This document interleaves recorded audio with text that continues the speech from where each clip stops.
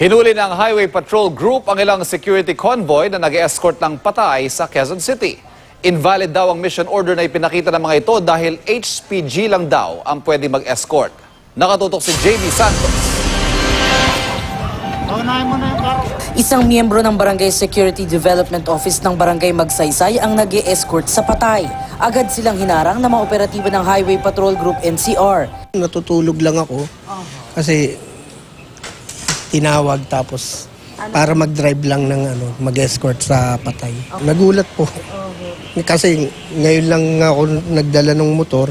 4 na miyembro naman ng Quezon City Department of Public Order and Safety ang hinuli ng HPG dahil din sa pag-escort sa patay. Isa sa kanila nakatakas. May mission order silang ipinakita pero sabi ni Police Colonel Willie Abletes, Investigation Division Chief ng HPG NCR, hindi raw ito valid. HPG lang daw kasi ang pwedeng mag-escort sa mga security convoy tulad ng patay o kasal. Titingnan natin yung batas kung ano yung mga na-violate niya kasi hindi naman sila authorized na mag-conduct ng security convoy operation. Napansin naman ng HPG ang isang motorsiklo ng DPOS na dinikita ng peking HPG sticker.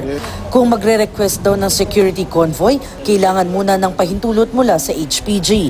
From Directorate for Operation, bababa sa Highway Patrol and then yung Highway Patrol mag-issue ng letter order para bigyan ng security escort yung mga pwedeng pagbigyan. Babala ng HPG, tuloy-tuloy ang kanilang operasyon.